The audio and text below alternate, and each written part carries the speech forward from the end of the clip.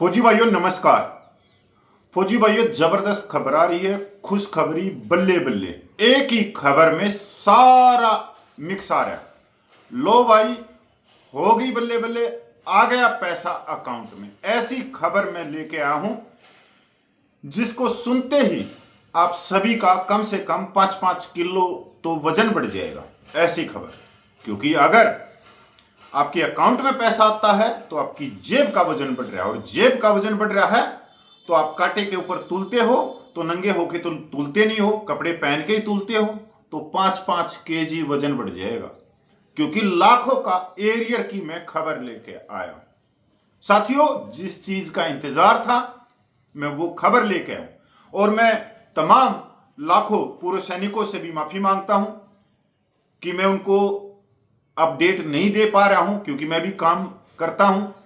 पर मैं जो अपडेट लेके आता हूं उसमें 100% सच्चाई लेके आता हूं। तो साथियों चलते हैं पूरी खबर पे, पूरा एरियर पे कि सिपाही से लेके ऑन रेडी कैप्टन तक कितना एरियर बन रहा है और कब ये अकाउंट में आ जाएगा। तो साथियों मैं एक बार मोबाइल खोल लेता हूं।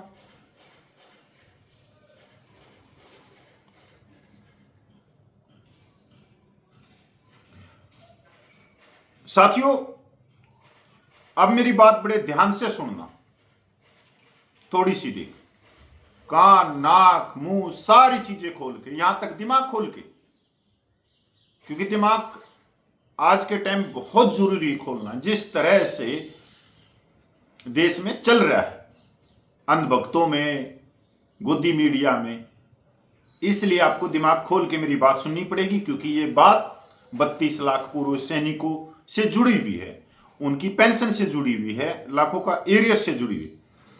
सोशल मीडिया, यूट्यूब चैनल और पूर्व सैनिक संगठनों द्वारा अभी तक जो सिपाही से कैप्टन तक की 8वें वेतन आयोग की संभावित पेंशन बढ़ोतरी दिखाई जा रही है, उसमें मुख्य ये अलग अलग अनुमान है कि जो फिटमैन फैक्टर है वो 1.92, 2.08, 2.28, 2.57, 2.86 और 3.07 और 3.68 और 3.83 और 4.0, इस हिसाब से आपकी पेंशन बन रही है। सबसे जो कम पेंशन किसकी है? एक सिपाही की, तकरीबन 20,000। वो 20,000 रुपये, जो 20,000 की जो बढ़ोतरी हो रही है वो हो रही है 45,000 से लेके 55,000 तक, हौलदार की 50,000 से 60,000 तक, नायब सूबेदार की 58,000 से 68,000 और सूबेदार की 66,000 से 75,000, सूबेदार मेजर की 75,000 से 85,000, ऑनरेडी लेफ्टिनेंट की 95,000 से 1,10,000, कैप्टन की 1,15,000 से लेकर 1,35,000 तक ये पेंशन बन रही है। और इसके हिसाब से आप अपना एरियर भी जोड़ते रहो। अगर आप अब आते हैं दूसरी खबर पे, थोड़ा खुलने में समय लग जाता है। फिटमैन फैक्टर से जो एक सिपाही की गणना जो हो रही है पेंशन की, वह हो रही है 1.83 के फिटमैन फैक्टर से। अब आप सोशल मीडिया में तो देख रहोगे कि जो फिटमैन फैक्टर दिखा रहा है वो 3.68 तक दिखा रही है, पर अब जो नई खबर आ रही है वो 1.92 छोड़ो, उससे भी थोड़ा सा नीचे चलती 1.83। अगर 18,000 रुपया कोई वेतन ले रहा है, पेंशन ले रहा है, तो उसका नया वेतन और पेंशन 32,940 रुपया।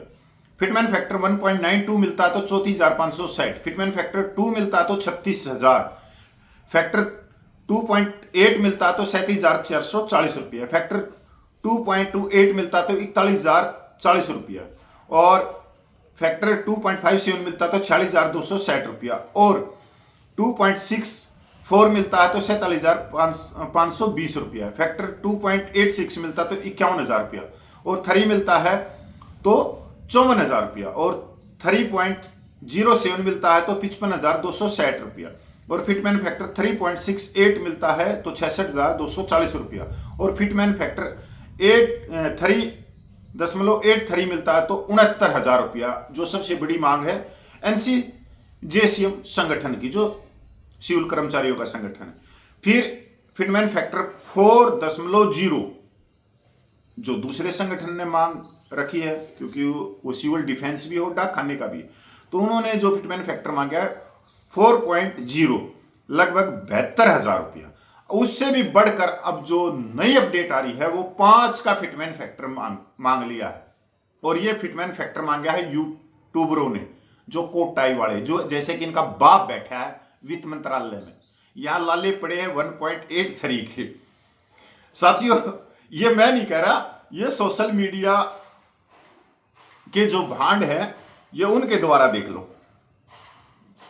अलग अलग फिटमैन फैक्टर से अलग अलग टेबल जारी कर रखे, और पिछले 2.5 या 3 साल से ये बोर्ड के ऊपर ऐसे चौक से समझा रहे हैं। सिपाही की पेंशन 20,000, हौलदार की पेंशन 24,000, नायब सूबेदार की पेंशन 26,000, सूबेदार की पेंशन 30,000, सूबेदार मेजर की पेंशन 33,000, ऑनरेडी लेफ्टिनेंट पेंशन 43,000।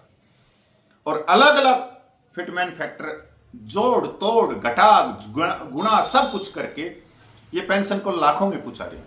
साथ ही साथ भारी भरकम, एक तो होता है इतना, ये पूरा भारी भरकम एरियर भी दे रही। कहानी क्या चल रही है, ये ब्रेन वॉश क्यों किया जा रहा है?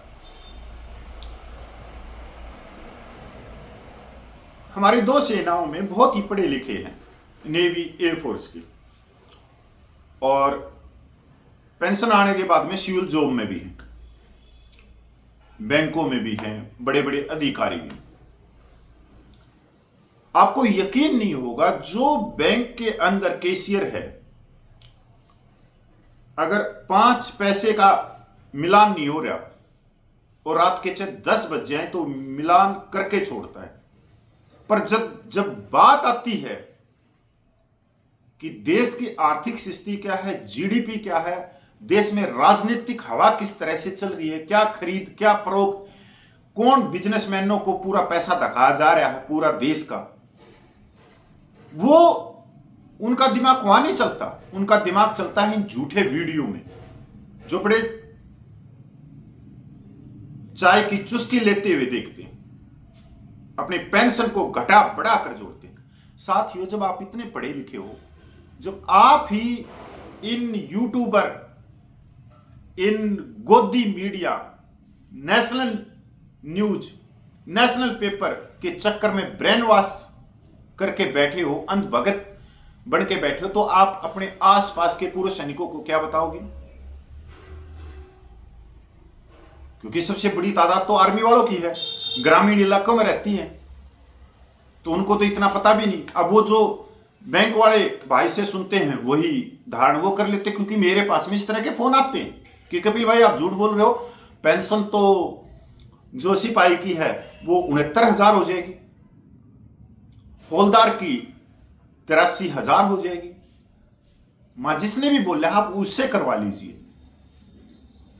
अगर आप मेरे पास में कॉल कर रहे हो, मेरे पास मैसेज कर रहे हो, तो मेरी बात सुननी चाहिए। मैं ऐसी कोई खबर नहीं, जो यूट्यूबर हैं जो ब्रेन वॉश करने में लग रहे हैं, या जो सैनिकों की जायज डिमांड है उनसे भी ये हटा रहे हैं, आपका दिमाग को हटा रहे, डिवाइड कर रहे कि हटाओ इनका दिमाग, इनके सपने, इनके दिमाग में दूसरे सपने डाल दो, पेंशन बढ़ोतरी के, एरियर के, ये डाल दो। ये वही यूट्यूबर हैं जिन्होंने हिंदी भी सेना में जाके करी। पर भैया आज के टाइम इनसे बड़े वैज्ञानिक कोई नहीं है। जो 32 लाख पूर्व सैनिकों को छोड़ो, जो 60 लाख से ऊपर देश के पेंशनरों को 2 मिनट में अपनी खबरों से आसमान में पहुंचा देते हैं, ऐसी झूठ बोलते हैं, इतने कॉन्फिडेंस से बोलते हैं कि कोई इनकी झूठ को पकड़ ही नहीं पाए, बस सपनों में खो जाएगा या बैंक के आगे लाइन लगा लेगा। कौन है इनके पीछे और मैं क्यों नहीं आ रहा? अब ये खबरें लेके, क्योंकि साथियों हमारे जैसे बंदों की कोई वैल्यू है भी नहीं। सच्चाई कहते हैं कि सच्चाई बोलना आंखों में मिट्टी फेंकने के बराबर है। तो आंखें किरकिरी हो जाएंगी, तो सच्चाई को कोई देखेगा नहीं, झूठ को सब बड़े चाव से देखते। अब हम कितने आदमियों को समझाएं कि ऐसा नहीं है। इन यूट्यूबरों के पीछे कोई ना कोई राजनीतिक संगठन है जो इनको प्रेशर कर रहा है या इनको पैसे मिल रहे हैं कि आप गुमराह करते रहिए। पूर्व सैनिक भाइयों, आपकी डिमांड क्या होनी चाहिए 8वें वेतन आयोग में? ओआरओपी की विसंगतियां दूर हो। ओआरओपी पर अगर किसी का हक है तो वो जवान जेसीयूज का है। ओआरओपी परमेश्वर को भी मिलनी चाहिए। अग्निपथ स्कीम किसी भी तरह से जायज नहीं है सेनाओं के लिए, इसको वापस किया जाए। मिलिट्री सर्विस पे जीवन का रिस्क है। हर एक जवान अपनी जान को हथेली पे रख के चलता है, तो मिलिट्री सर्विस पे एक समान होनी चाहिए। डिसेबिलिटी पेंशन देश की रक्षा करते हुए चोटिल हुए हैं, घायल हुए हैं, विकलांग हुए हैं, हाथ गया है, पैर गया, आंख गई, तो डिसेबिलिटी पेंशन एक समान होनी चाहिए। एक्सपे में कोई भेदभाव नहीं होना चाहिए, एक होनी चाहिए। कैंटीन, ईसीएचएस एक समान होनी चाहिए। सिपाही से लेकर जनरल तक हर 8 साल में गाड़ी मिलनी है तो मिलनी चाहिए। और कंडीशन ये नहीं होनी चाहिए कि सिपाही को 1200 सीसी की मिलेगी और बड़े अधिकारी को ओडी भी मिल जाएगी। नहीं, अगर सिपाही के पास में पैसे हैं तो वो भी ओडी ले सकता है। सैनिक विधवा माता बहनों की पेंशन कितनी है? अगर उनके पति 100 साल जीते हैं तो वो पूरी पेंशन लेते हैं। अगर वो 47, 48, 50, 55, 60 साल की उम्र में अगर उनकी मृत्यु हो जाती है तो उसकी फैमिली की 30% पेंशन हो जाती। क्यों? जब उसको 100 साल तक मिल सकती तो उसकी फैमिली को 100 साल तक क्यों नहीं मिलनी चाहिए? उसके बाद में तो उसकी जिम्मेवारियां और बढ़ जाती हैं, क्योंकि 2 हाथ कम हो गए। पहले 4 हाथ थे पर 2 हाथ तो कम हो गए। यह डिमांड होनी चाहिए। अगर यह डिमांड आज भी आप लोग नहीं रख रहे हो तो इसका कसूरवार कौन है? हम ही तो हैं। अब देश भर में 10,000 संगठन बना के बैठे हैं। क्यों भाई? जलेबी उतारने के लिए तुमने ये संगठन बनाए? बताओ, क्या मुख्यमंत्री बनोगे?